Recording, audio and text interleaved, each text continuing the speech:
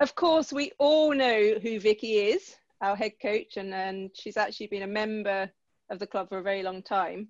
But it's in fact 30 years since Vicky first became involved in triathlon, which kind of scarily reveals possibly her age, although maybe she started really young. And she came to triathlon through her local cycling club when she was a teenager. She's also achieved many race podiums, including winning the World Age Group Triathlon Championships in Canada in 2008 in her age group, and a 5th place in her age group in the European Championships the year before. And then over the last 15 years, her sporting focus has moved more from racing to coaching. Although I have to say that whenever Vicky says she's going to enter a race, you always know she's going to end up on a podium, which is kind of very irritating when she then says she's been coaching and not training. But that's a mark of a very good athlete. And for the past 2 years, as you know, she's been the head coach of Glasgow Triathlon Club. Vicky also has another job, actually. She works, I think, 3 days a week, Vicky, as bureau coordinator at the Glasgow School of Art. So it's not all just about sport. She's also incredibly arty and creative. So we're going to start the questions. Tell us about your interest in sport as a youngster and through university.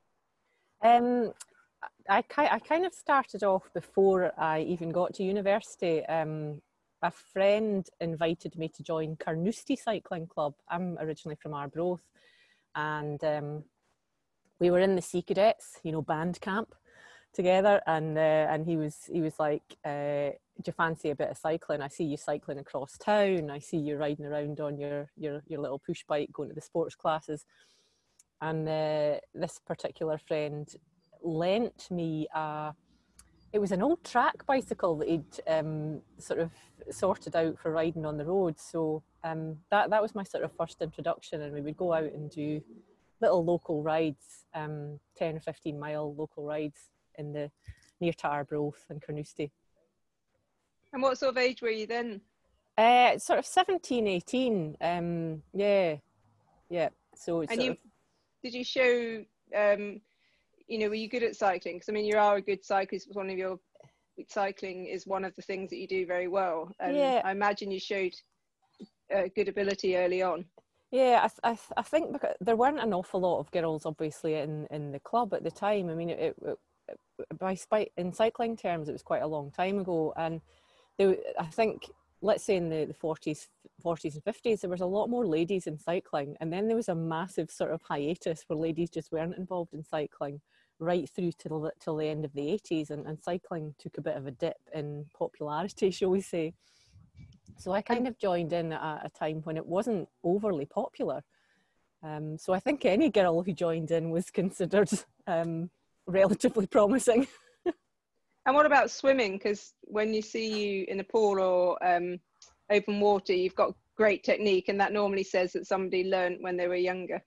Yeah, I was in the local swimming club, but never really got much further than what was termed then the B squad.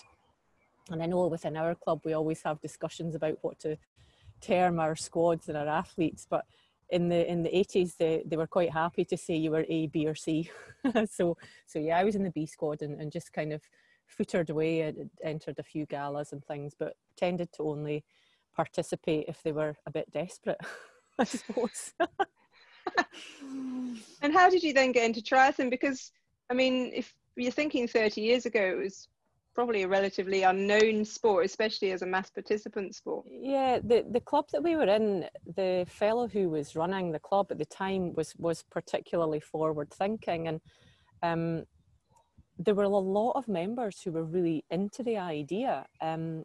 We lived right next door to Maniki, where the Maniki Triathlon is hosted, and that sort of locality and location became the sort of first places where we tried out little duathlons and little triathlons. We even did these really odd little back to front triathlons in the winter, where we would, I think we would sort of cycle first, then run, and then jump into the swimming pool last, so that we could just get dried and go home afterwards and not be cold.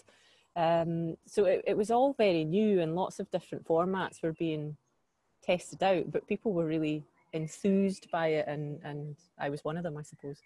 And were there many women or girls at that stage involved, or was it predominantly guys? I suppose in our club it was predominantly guys because it was a cycling club, but there were a few women. There were one or two sort of wives and girlfriends and whatnot would join in every now and then, and I think they tended to be more attracted to the triathlon than just the cycling, which was quite a nice part of it, because you knew that you would go along and there would actually be some other women there, and you wouldn't just be going out cycling with the boys. That was probably one of the things that brought my cycling on, was that I had no option but to cycle with the boys, because that's who was in the club. Which you still do, I think. Yeah. And then tell us about your first triathlon, which was in Maniki. Yeah. God, I can't even remember when it was. A lot of years ago. Late 80s, I don't know, something like that. And I swam in one of those canoe wetsuits that had sort of a fairly stiff body to it, and no sleeves, and a little blouse on jacket, which you could unzip and take off. I decided not to wear the blouse on jacket that day, and just went for the sleeves off option. It was blue. It was bright blue. I remember it to this day, and we actually sold it amazingly to somebody. And can you remember how well you did? I can't actually. No.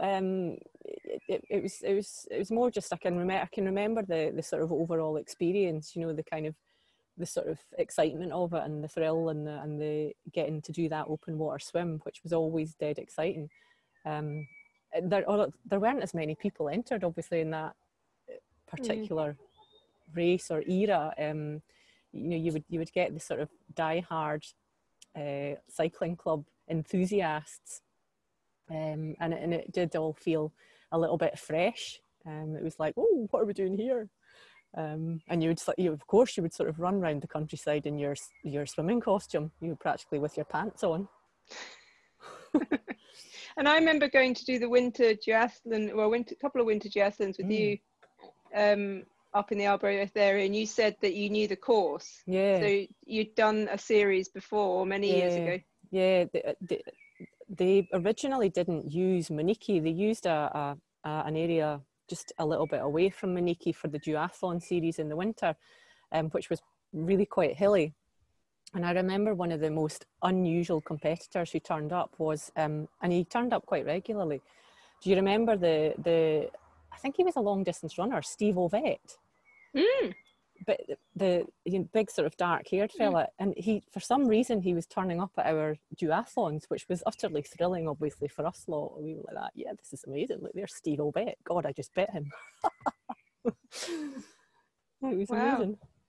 So then you competed in triathlon in the 90s, and I think by then you'd moved to London, and presumably in that part of the country things are a bit more advanced in terms of triathlon. Yeah. I sort of flitted between, a couple of sort of central areas. I went through Bradford and then Macclesfield and down to London, and that was by sort of 1999, and the clubs were starting to really form a nice body by then, and starting to get together. And the club that I joined still exists, Tri London. And I think it's quite a strong club, and was at the time as well. There were some really good athletes, which obviously just tends to spur you on. The minute you join into an environment like that and you think, oh, this is great, people are really into this, you're just swept away with it. And I went down there on my own to do a job, so it was a massive part of my social life. It was everything. It was humongous. Yeah. And did you enjoyed the three disciplines of the triathlon and the racing? Yeah, I mean, but I don't enjoy running particularly, but I never have. But I did enjoy the sort of all-encompassing sort of ness of it when it all came together. Yeah, there's nothing quite like it. And then you moved to Glasgow. It sounds like this is your life. Yeah, it is. Then you moved to Glasgow in 2002 and joined Glasgow Triathlon Club. So you must be one of the longest serving members of GTC, along with Sean, probably. Yeah, I mean, Sean just mentioned there, he's been there since 2001, and yeah, I came along in 2002, and I can always remember going down to Scotstoun, to the track at Scotstoun, where the club would do its Thursday night track running sessions. And I came to Glasgow round about this time of year, and it was a warm year, and I can remember struggling my way around the track, never having done any track running sessions before, and thinking, my God, this is excruciating, and plodding away around at the back, and thinking to myself, dearie me, how am I going to resolve this problem? It was quite something, because as Sean actually mentioned earlier on, there were a lot of have-a-go hero males in the club. I can imagine. In fact, I think I joined reasonably quickly after that. And you continue to compete in triathlon, and then got involved in the age groups, European and World Championships, probably before a lot of people in the club had even maybe heard about these things. Yeah, I mean, I think that interestingly, I think that sort of applies to a lot of people in that era, because that's really when it was all starting to come about. You know, the structure of racing prior to that was quite different. I can remember friends entering races in very different categories to what they are now. For example, one friend used to enter a category which was called the Clydesdale category. So it was weight based, you know, which obviously is quite an unusual you know, grading system by which to enter an event. So it changed significantly. You know, I think maybe by the time I came to Glasgow, and then a few years later, it started to become the age group events, and you had your 5-year categories. The people who were in the club at the time were so incredibly competitive, and those network of friends, including, for example, Katrina Morrison, who was interviewed last week, they were your peers. They were the people who were in the club. So the people who were winning the races then were the people who you were training with, which I think, you know, gave you your kind of benchmark, didn't it? It gave you your sort of location. You were either there or there, and you kind of had to work out how to position yourself amongst it. It wasn't as wide-ranging as it is now. And I think I'm right in saying it was the running that you needed to kind of be coached for. I think you were coached for running towards these events, weren't you? Because that was the thing that you felt was your weakest link. Very much so. I was always a member of one of the local cycling clubs as well. When I first came to Glasgow, there was a triathlon club and a cycling club. I joined Johnston Wheelers. And prior to coming to Glasgow and any other place that I lived, I did cycle time trialling. So I was always into my cycle time trialling and a bit of road racing and whatnot. So I didn't feel as though I particularly lacked in that area, particularly at that time. There weren't too many other women at that time who were sort of also doing as many time trials as I might have been doing. So it gave me a bit of an advantage, but my time lag was very much on the run, which I hadn't really considered at all. So yeah, a bit of coaching was required. And a fellow who came to the club, and whom I'd known for quite a lot of years actually anyway, coached me very specifically on the running. And one of the things that I now coach people a lot on is recovery in detail, and I learned a huge amount about how to recover, how to run slow, and how to run better. It's incredible. And so then that obviously helped, because I guess in our club, rather famously, you qualified for the World Age Group Championships in Vancouver in 2008 and won, which is pretty amazing. Talk us through that. Yeah, well, I mean, I think if you sort of, probably from around about 2005, I felt that I could do okay, because I would generally come top 10 in a race, something like that. And depending on who else was competing, for example, if Katrina Morrison was competing, I knew I would come 9th or 10th.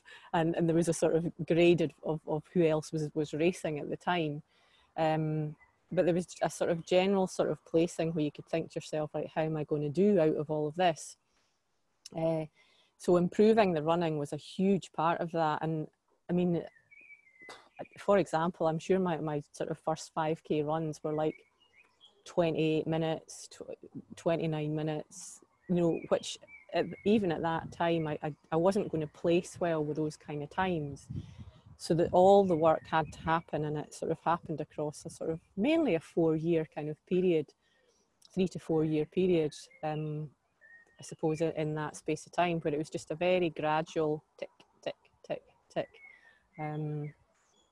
Yeah, there were two coaches actually. There was a fella called Steve Clark and a fella called Kevin Clark, who were both involved in the club at different times, but fairly close to one another. And they were both party to improving my running a huge amount. And that was just focusing on running training? Was it actually focusing on speed work? Yeah, very much so. I kind of peaked at under 20 minutes from a 5K. That was my peak, and I knew what I was aiming for, and I knew that's what I could see I could get to, and it was like a little war of attrition of how to get to that, and how to keep working away at it, and use all the new skills that you were starting to learn about. And it's always sprint, isn't it? I know that you've not done Ironman, you've done Olympics and sprint. Yeah, Olympic distance sprint. I'm really not interested in long stuff. I'd rather go fast for a short amount of time and get it over and done with like that. Woo. Yeah. Yeah, get it finished fast. And then actually you've had another success, and it was on a tandem in 2009. So tell us about that. Oh yeah, so after I'd sort of finished up racing with the Vancouver event, I literally said to myself, well, if ever there was a time to stop properly racing triathlon, right now is the time, because I'm going to go down, you know, because I was 35, 36, and it was like, yeah, I'm getting older here. I'm not going to get loads better. So what else can I try? And one of the local para athletes was involved in the Johnson Wheelers, and she knew who I was. She'd had a bit of a falling out with one of her pilots that she cycled a lot with, and the lady Aileen McGlynn was looking for a pilot at the time, and she asked if I wanted to try it. So having never been on a tandem before in my life, I said yes, of course. Yeah, why not? Yeah. And then you did well though, didn't you? Yeah, I mean, it was, like most things, it was a massive learning curve. She initially just sort of encouraged me to go out local rides with her. So we would go round about maybe the Gleniffer Braes and things like that. She stayed over in the sort of Paisley direction, and I would head over there and sort out her bike and stuff, and head off, go out on club runs. And then it was down to Manchester to the velodrome, and I mean, I kid you not, they put you on a carbon race bike, or I got put on a carbon race bike the day I turned up, a carbon tandem race bike, and just told to go. And I was like, that, really? Surely not. And that was it. They just said, right, okay, let's see what happens here. And I suppose if it had become a bit of a disaster and we'd fallen off and had a total nightmare, they would have stopped it there and then. But it worked out okay. I mean, I think a lot of the sort of the achievement in these pairings and partnerships comes in the relationship, let's say. And you know, making that relationship work was a huge part of it. And I think just on a personal level, myself and Aileen, although we still actually are perfectly nice to one another and get on well enough, I don't think the relationship ever would have gone much further than it did. We sort of managed to work together for about a year. But there were aspects of probably both our personalities that just meant that we were sort of going like that, which was never going to work. And interestingly, I think the fact that I was local, as in I lived in Glasgow and she lived in Paisley, might have been part of that. Her previous pilot lived in Manchester, so they would only meet up when she was in Manchester and they were doing what they were doing. But in my situation, she would ask me to go around and help her to move her TV. And I'd be like, no, I'm not going to come around and move your TV. I'm helping out with your cycling, and I'm part of your pair, I'm part of your team. So it was quite an interesting dynamic. I learned a lot, and lifted loads of weights. My God, it was weightlifting. It's really not cycling, it's weightlifting. Yeah, I remember you telling me that you had to go to the gym and yeah.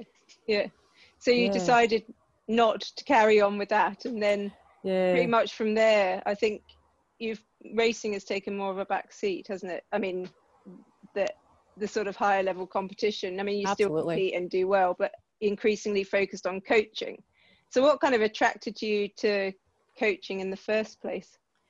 I think I probably kind of picked it up around about 2007 before I kind of got heavily involved in those peak races. So I did my sort of level 1 at a time when the club was growing quite a lot and there was a fairly obvious need. And I think because of my sort of general experience and having been at triathlon from what was essentially the start, it just felt like a fairly sensible thing to do, and it wasn't a massive pressure, certainly at that point in time. And I would kind of just coach sessions when I wanted to, and then got into racing and then picked it back up again afterwards.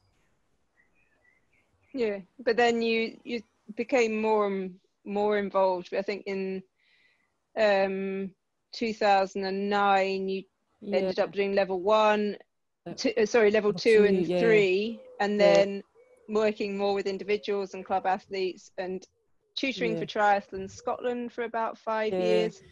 I mean, I think the progression from likes of the level 1 to then level 2 coaching was probably a bigger step than there is from level 2 to level 3, which I think a lot of coaches who've been through the process would probably agree with.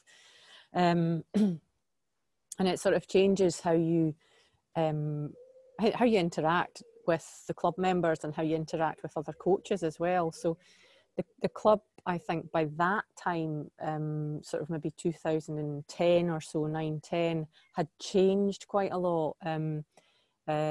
We needed to change, we had reasons to change, and those changes were very apparent. So the club structure was quite different and the coaching changed. So there was certainly a need for more coaches in the club, and that wasn't just me. There were other, good coaches in the club as well, and still remain. Sean being one of them as well. I think even Bob was a coach at one point. I don't know if he ever did that much coaching, but and Maisie Banchevitz and a number of others who tended to be our sort of go-to coaches.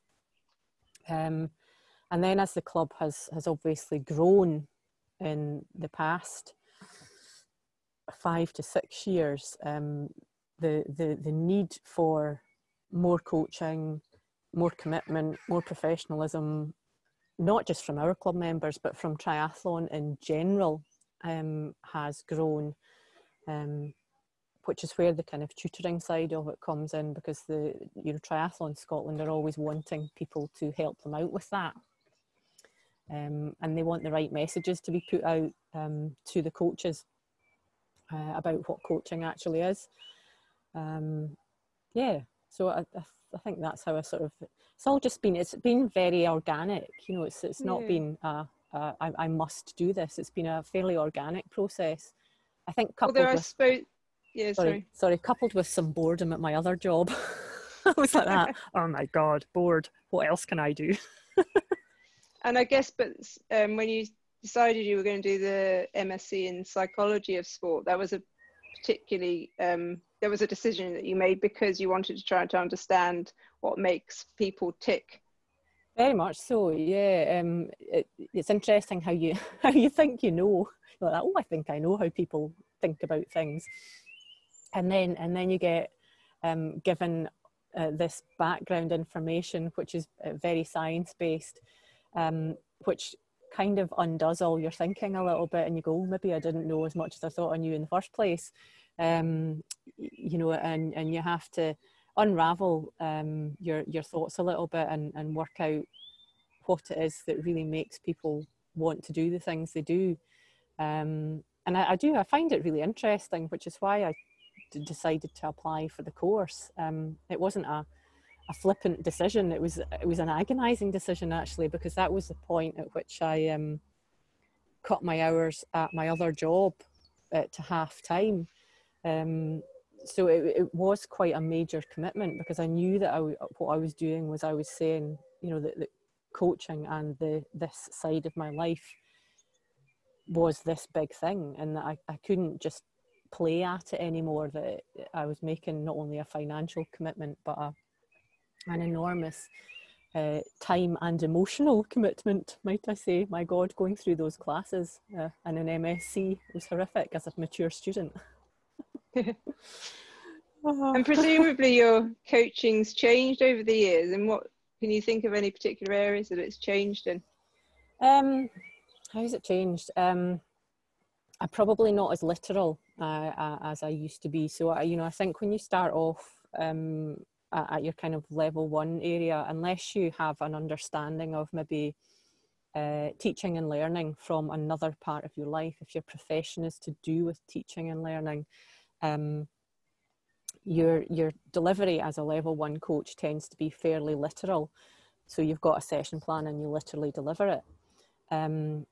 But I think as you sort of move through the coaching process, you learn an awful lot more about how people work and what it is that is going to make the session work for them, and why you think it might work for them, and what changes you have to make along the way for it to be good for them. Yeah. And you enjoy coaching. I mean, you also coach one-to-one, don't you? I know that you've got no space at the moment, but you enjoy the kind of aspect of seeing people come on and achieve, maybe you're not achieving necessarily in terms of podiums, but achieving something that's rewarding to them. Yeah, very much so. The majority of the people, and I think that includes the people in the club, you know, they aren't, you know, we aren't all about, you know, achieving podium places. We're very much about making ourselves better at that thing that we think we could be better at. And you've got to have that thought process in the first instance. You've got to think to yourself, you know, could I actually be better at this? And once you've got that initiative and that reason to try, your coach is there to bring you on, your coach is there to develop that, and it has to come from the athlete, and that's what the coach looks for, or that's what a coach ought to look for. You're not just giving people things as a coach, you're actually pulling stuff out of them. You're very much taking from the athlete and trying to get them to give you what you're looking for so that they get better. Yeah, no, it's interesting. Thank you for that. So we got any questions and answers? Well, questions actually, so Vicky can answer, sorry. From our people here, you can ask anything you want. How much wine did Vicky drink? Yes.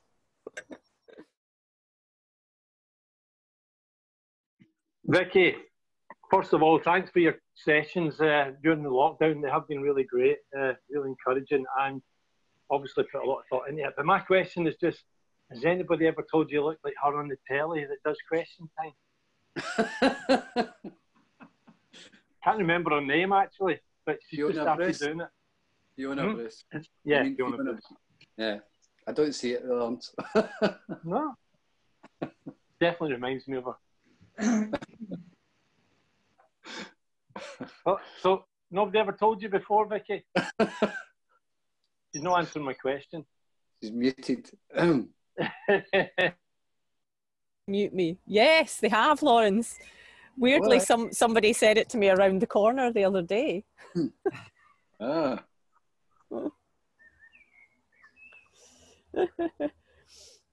There's Vic's got her hand up.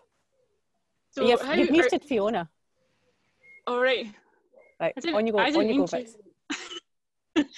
How are you coping with lockdown? And yeah, that's a nice question.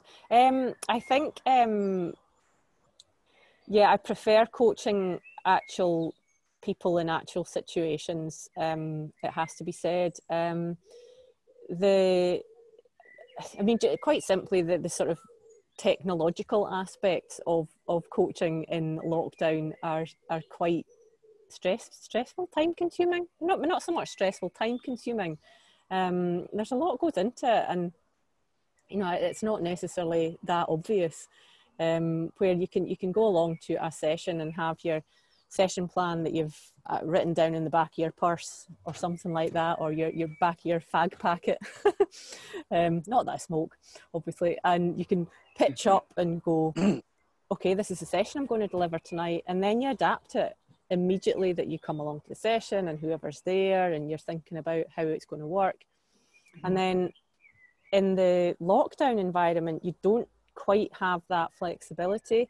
You kind of have to go with what you've written and what you've got planned, because you don't have quite the same interaction with the athletes. As much as you try, even in a situation like this where you've got your Zoom class and stuff like that, you're not just getting the same level of feedback, because it's obviously difficult to get that kind of feedback, where in a real situation we're all really good at coping with all sorts of bits and pieces of information quite quickly, but when it comes across on this, like on Zoom and stuff, it gets all broken up, and somebody loses their Zoom connection, and my computer falls off the bin that I've got it sitting on. It's like, God, yeah. But then for your training as well, has that been different? Your own training? Yeah, my own personal training. I've probably done more because I'm not, I'm sort of, going out and joining in with sessions that I mightn't usually, because I'm usually coaching them. If I'm coaching an early morning swim session, I'm obviously not participating in, for example, the strength and conditioning class that we've got going just now, or Fiona's little videos that she's been doing. So yeah, it is interesting. It's an interesting time for everybody. Yeah. You're pretty self-motivated though. Yeah, oh, absolutely. Yeah. So that helps. Yeah. Paul Gallagher. Vicky, I know I've known you for quite a few years now, and I've always meaning to ask you every time we're training together or you're doing a session, could I have more details on your actual race at Vancouver? Let me know, how did it go? How did they, beforehand? How did the swim go? Oh. She's very modest. She won't tell you these things. I know. I was trying to get her to tell me, and I know the story, but she won't tell you because she's so modest. She did very well. Give us the detail. I love hearing about people's race stories. It was extremely cold. It really played to the Scottish and British athletes. It was a huge advantage. Don't let me fool you in any way. It was a massive advantage. It was cold. In Vancouver, the people who lived in the town were calling June January, because it was so cold. It was like 9 or 10 degrees, 11 degrees. Race day or pre-race day, my parents were there, my auntie and uncle were there, my cousin was there. Ooh. So this sort of massive sort of family ensemble. I was sharing a room with my parents, and my dad kept me up all night. It was horrific. My dad got the squiffs at night because he was so nervous. So there I was, getting up at 4:30 a.m. or whatever it was, for a 6 o'clock sign on, and my dad had been up 45 squillion times to do the toilet. So that was great preparation. Never share with your parents, ever. So I think I had a bagel for my breakfast, or half a bagel. It was so early. Headed off up to the sort of sign on the registration. We'd done some registration work the day before, but it was very early, the race start, which I think, if I recall, it really annoyed a lot of people because we were so early. It was like about a 7 o'clock, 6:30 or 7 o'clock start for the sprint racers. And it just felt like we'd been kind of shoved out of the sort of time zone in the day when people might come and watch. However, on it went, race went on, freezing cold. The waves were splashing on the seafront or the waterfront. And I think the water, based on the bit of the water that they measured, took the temperature in, which was probably this deep, they said it was 11 degrees. I think the bit out in the middle where we were actually swimming was probably about 9 degrees. However, we practiced and off we went. So the race was changed. The swim was changed because the weather was so bad.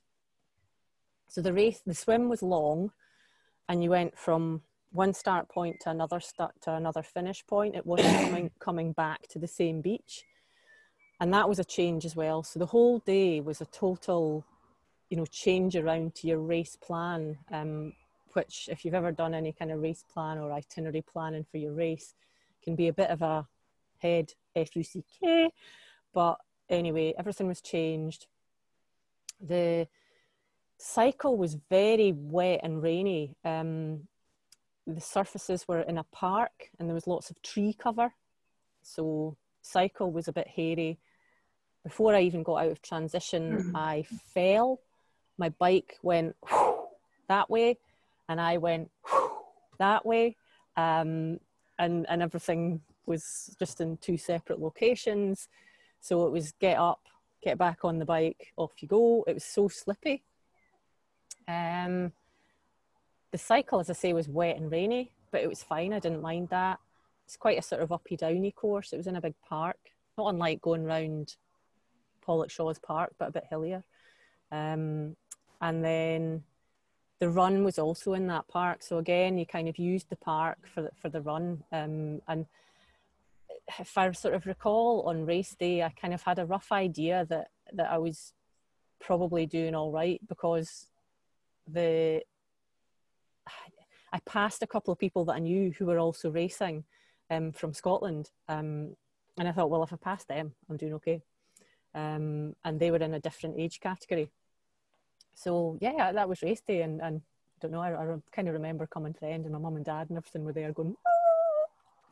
But they didn't know what was going on. I think you won by quite a large number of minutes, did you not? Yeah, I did. Yeah. And I honestly, I think Tell that's just Paul how many minutes. I can't even remember. It was like 5 or 7 minutes. 5 or 6 minutes, something like that. Over a sprint. Yeah, I mean, I honestly think it was just because of the weather. There was the field was kind of decimated because a lot of the people who would otherwise have done well in the swim were freezing. They were cold.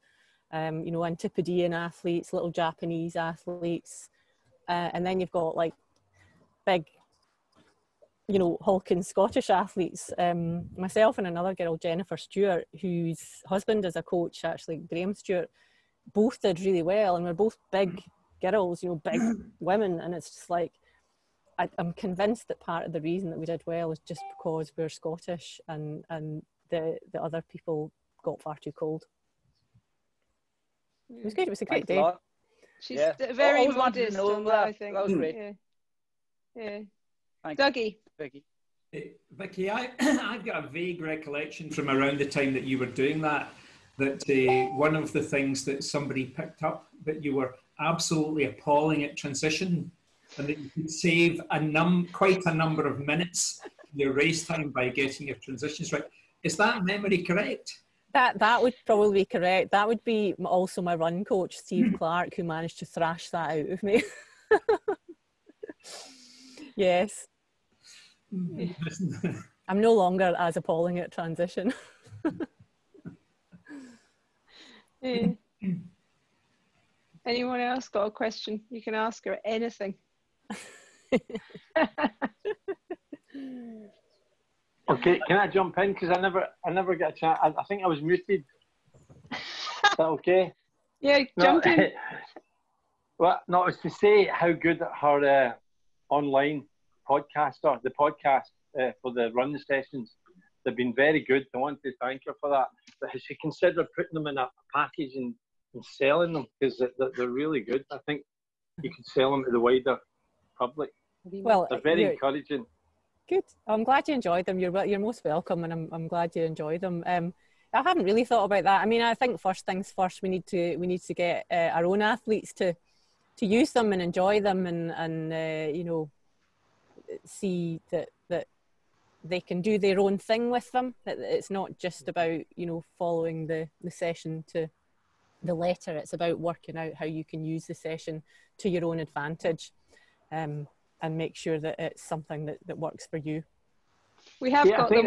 We are going to put them. We're going to be putting them onto. There's a. You can have them as a resource on the GTC website, so you can reuse them, as it were. You can access them. They're brilliant. Yeah.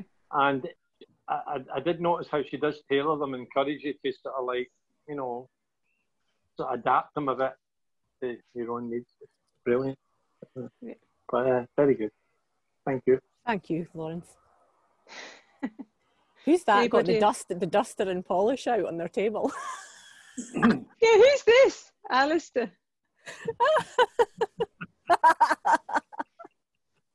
Are you busy with your cleaning at the same time? Excellent. Billy,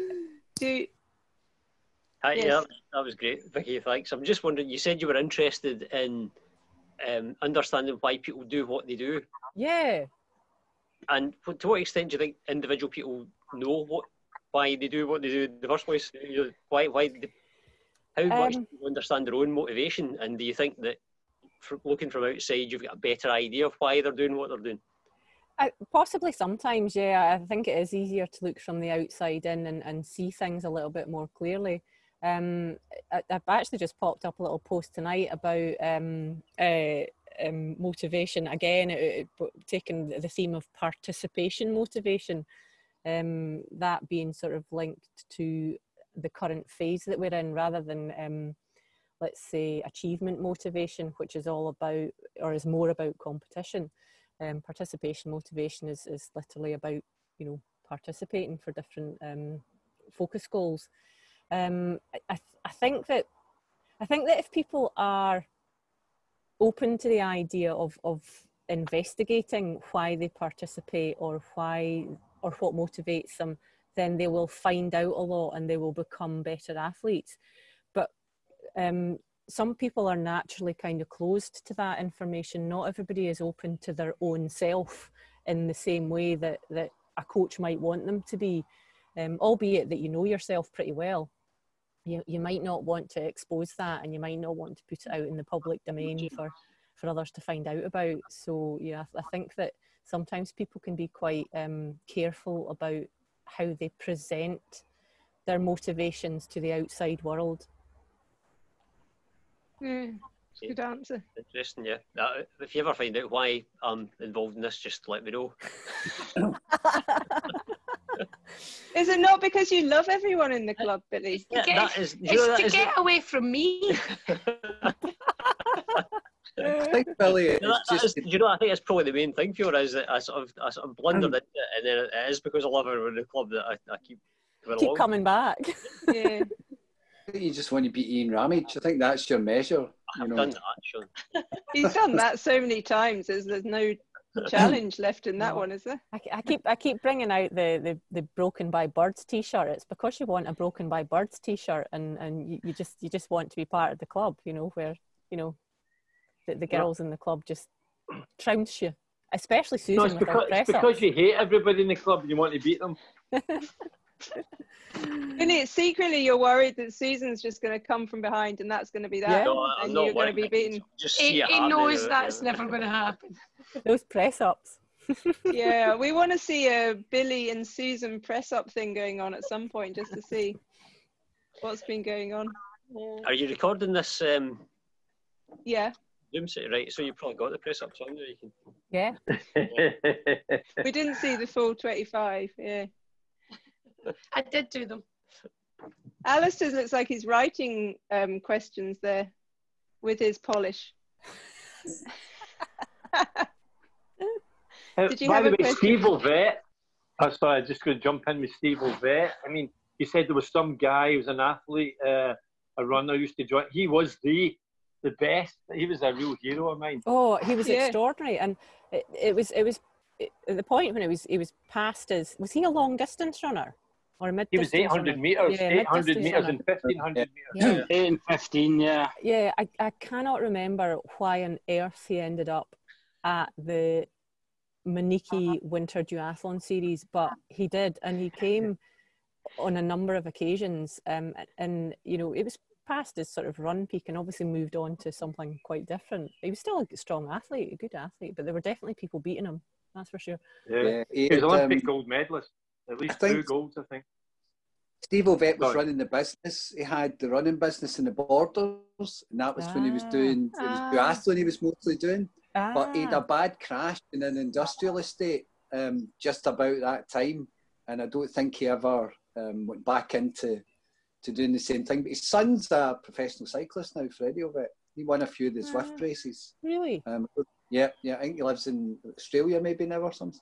So I've got a question anyway, Vicky, which is so in terms of when you went back to do the psychology and stuff like that, so I can say I had a degree in psychology before I ever did any coaching, and I always try and batter it down. I don't really ever credit it with teaching me anything, but I think I'm not being honest about that. But do you think it's helpful to have at least an understanding of those kind of things when you're coaching people? Yes and no. It's one of those things, isn't it? You know, when you start to unpick things, you can go a little bit too far, and sometimes you make things more complicated than they are. And it's certainly what I don't ever want to end up doing is getting into a situation where, you know, you're sort of unpicking somebody's raison d'etre, you know, and their enthusiasm or their sort of you know desire to compete, you know, and I think that it's a really delicate balance with stuff like psychology. And I mean, I think also there are bits of it that I thought were frankly complete bullshit, but that's probably the same of every degree that anybody's ever been on, where you come out of it and you go, seriously, you know, are you actually teaching me that? I think people just inherently have a feel for things, and if you're perceptive about people and you're perceptive about you know, behaviours and things like that, you generally don't make too many big clangers of mistakes, and on the occasions that you are making a big clanger of a mistake, you just have to stand back and go, well, sorry, I made a mistake there, especially if it's on a personal level. I think the Rosses wanted to ask a question. The Rosses with their apostrophe S there. We can add more S's if you like, Fiona. I would really quite like to remove a few things, but it's fine. So my question, I suppose, is more about I suppose kind of to an extent future direction of triathlon, but particularly from a female point of view. So you've talked about having, to an extent, jumped into a kind of quite a male-dominated thing from when you're in your teens at high school. One of the big challenges that we have, and both speaking as a kind of coach of the juniors, also coach sometimes with the adults, and also a father of daughters. I suppose one of the questions is what would you like to see? One thing that you could change within triathlon to improve participation for females into adulthood? Yeah, I mean, it's interesting, isn't it? Because the actual adult participation is quite good, but there's a crossover point between the younger juniors and the adult junior females where it falls away. And is that the point that you're kind of speaking about, that sort of time when they go through their sort of puberty and teenage years, and then onwards. I mean, you're always looking for good representation and good role models, which I think, to be fair, we do actually have some pretty good role models in Scotland, and females are fairly well represented. Maybe not so much at that age level. I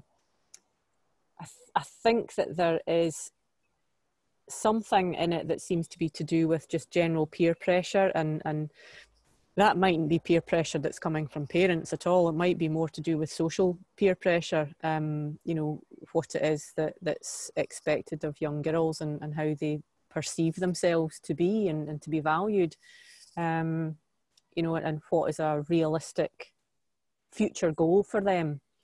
I mean, there are great young women sporting role models these days, and I think it's about trying to get more of them to stay. How we do that,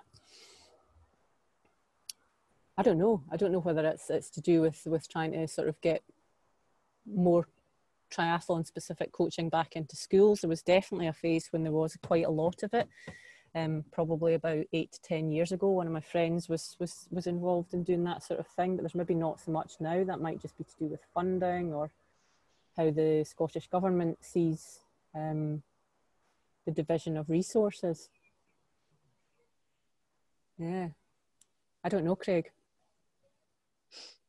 Hard one. Can I say something about that? Because we've got 2 grown-up children. They both did participate, like before there was really a juniors thing. They came and they did the swimming, and we always encouraged them to be sporty.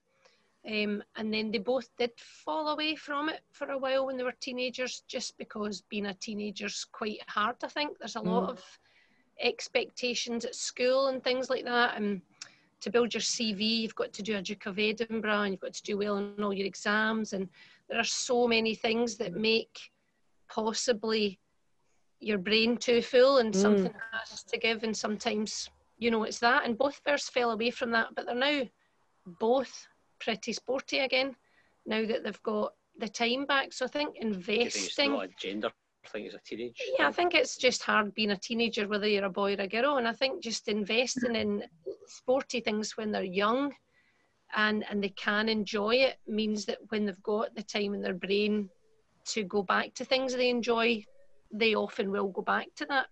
Yeah, I think one of the interesting, sorry, I'll carry on. One of the interesting things with triathlon is that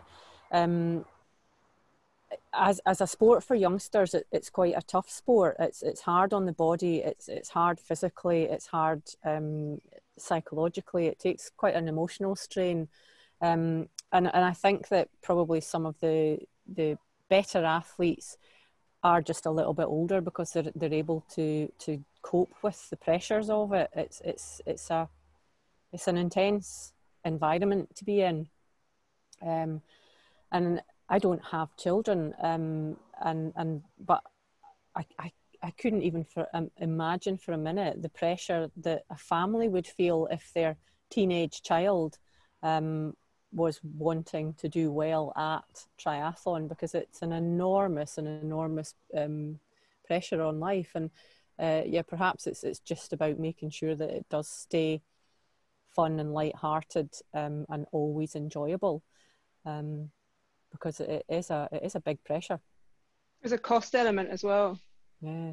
I mean, the cost of all the kit at teenage level when they're growing and wanting adult kind of kit. I don't know. I mean, well. Crawford might have a point to make on that with regard to when he sees more of the junior athletes coming through to then their young adulthood, and where the sort of main success area is, whether it's just after those sort of puberty years and you're sort of going into early 20s, late teens, early 20s. So that teenage phase isn't such a focal point.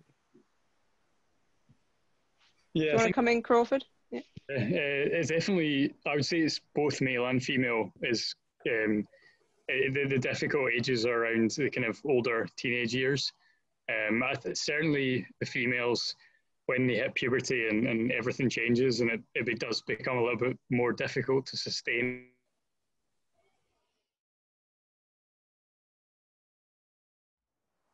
Well, let's move to Dougie just now, and we'll come back to Crawford. Yeah, I think that's quite an interesting thing because there's a guy I worked with who was heavily involved in sailing, and also my brother and his kids being heavily involved in rowing. One of the problems these are both sports that were able to get huge amounts of funding from the governments because they were doing well in the Olympics. But both of them are of the view that the money that's gone into that and this sort of streaming of people who are good at an early age into the excellence programs has kind of destroyed club sailing and destroyed club rowing. Because what used to happen is people would come, they would race with their pals, they would race with people in the club. But what happens now is at the age of 10 in sailing, people who are good get siphoned off. They do a weekend training every month during the winter. They're taught so much more. And when races are now held, if these kids are in clubs, they just win everything. And so I think there's a potential difficulty. And if you take my brother's daughter, she was heavily involved in rowing, as was her boyfriend, Frank. And Lauren is too small for lightweight women's rowing, but she's not big enough for women's heavyweight rowing. And Frank, although he's a very good oarsman, as Lauren was, he's not big enough to even be lightweight because you need to be about 6'1". So there's an attrition that you get. These people that have been encouraged, it's their whole life, they're generated by that. They're really focused in doing that. They're training 6 days a week, sometimes twice a day. And then they're just not good enough because they physically don't have the stature. And the attrition rate in that is really difficult. And there perhaps needs to be a lot more to allow people to be channeled into different sports. I mean, Lauren went back to swimming and Frank's heavily involved in cycling, but he doesn't really compete. And there maybe needs to be more to allow people to become generally good in sport and generally fitter. And I think there was a conversation before about should we be looking to get people in, was it when we were talking to Kat about getting people in from swimming clubs, and even Vicky saying she wasn't very good in the swimming clubs because she was in the B team, but certainly, if I look at Vicky swimming, in the club, in our club sense, it's very, very good, and it's obviously good for the distances that she's doing. Yeah, it needs to be fun. Yeah.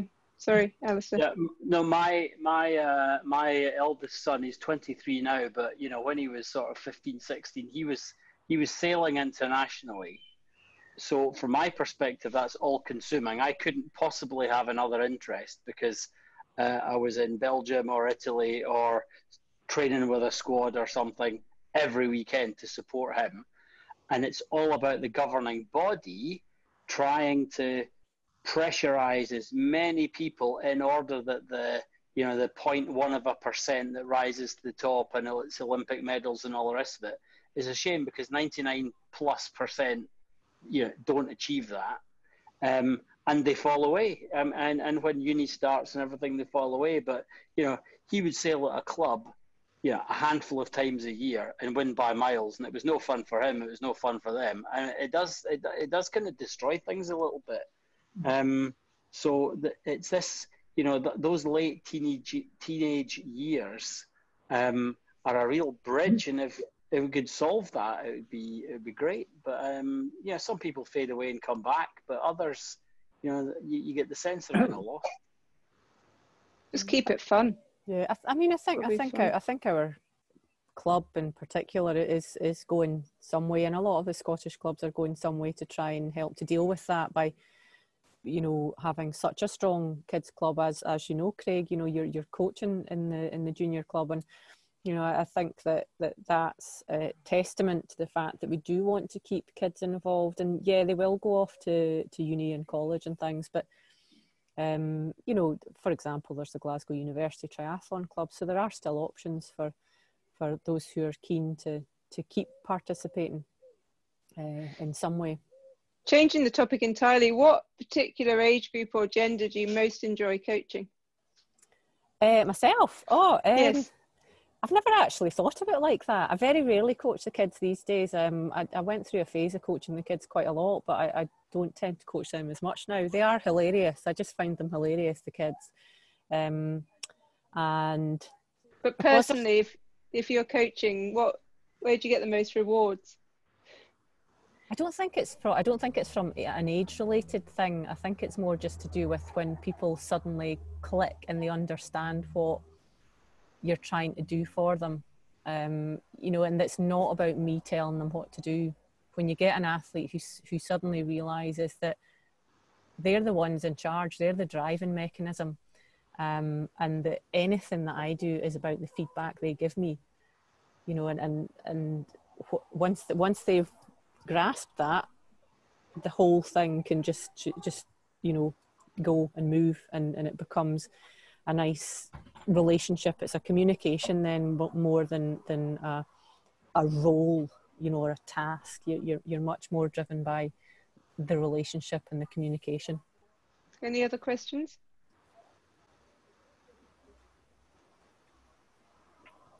No, nope. None. Can I just jump in with one more then? Yeah. Sorry, I've been eating my dinner, but I'll just wipe it all off. No, I've learned a lot from the coaches and from Vicky particularly, Sean, with the running. But the thing that she keeps emphasising that I'd never thought of before. I mean, I did 800 metres when I was younger, a lot younger, but is the thing about the keeping the hips kind of forward, you know. Like, you know, before you start, get your posture right, put your hands up, even if it helps to align. And I'm just wondering where that came from, you know, and it seems to help as well. But like the core strength thing, core and hips, something I'd never thought about before, and driving from the back, you know. I don't quite understand that, but I think I'm getting an idea of it, because my glutes, what they call glutes, are starting to hurt more than they've ever done before. Is that your bum cheeks, by the way? Yeah, that's your bum cheeks. yeah, I've never used them before. A lot of us don't use them because we all sit down all day and drive cars and things like that. Yeah, no, Lawrence, I mean, the sorts of things that I filter into the sessions are things that I've learned from other coaches that have worked with me, and you know, it's a sort of classic. You're always influenced by things, and you always learn things from others. You know, there's nothing that I'm saying that's new. I'm not reinventing the wheel. You know, we're all just talking about this notion that if you think I'm getting some strange looks though, because I do that now before I start running all the time. Keep doing it. Get your posture right. So does Vicky. Yeah. Probably I've always been one who's always been hunched over when he's running, you know what I mean? And now suddenly I'm like, yeah, look at me, I'm nice straight. And tall. Good. Oh, yeah. Well, I mean, it's just about trying to get your muscles to switch on a bit. Yeah. I'm going for the world's over 70s. Do that. We've never had an over 70s. You're not that old yet, Lawrence. I know that. I'm 64. I know, but that's not over 70. No, but it'll take me 6 years to get to that standard. So no more questions. That was really, really interesting, Vicky. It's really nice to see that how, you know, where you started in triathlon, and probably at the beginning of what we know in Scotland as triathlon, and how you've used that and come through, and what you're giving back, and the coaching and being our head coach, which was really helpful. Yeah, really enjoyable. Thank you. Thank you for the interview experience. One more from me. Oh, Laurie, or Lawrence. Have you ever been to the Webster Theatre in Arbroath? Many, many, many times. Yeah. I played there 4 times with my band many moons ago. Excellent. That's the only thing I know about Arbroath. Brilliant. Well, thank you. I think we might have Beth Potter next week, and that's quite good because she will be able to help people to understand females from, you know, she's been a long distance runner and then she came to triathlon, but she's continued all the way through her teenage years and into her 20s. So she might be able to enlighten us on how to keep young women or indeed young people in the sport. So I'm hoping that she'll come and speak with us next Friday, which would be great. I did actually ask the Brownlee brothers, and I have to say, I was laughing to myself as I emailed them and Instagram messaged them. And Sean thought it was hilarious because I messaged him to tell him. But in fact, they did get back to me. and their agent said they are thinking of doing these interviews in the future, but possibly not this time for you. But thanks for asking. And it was a good cheeky request. So I tried for everybody, but maybe not this time. Oh, maybe in the future. Okay, well, thank you so much. Thank you, Fee. Thanks very much. Yeah. Thank you. Great. Thank you. Enjoy your weekend, everyone. Bye-bye. Bye.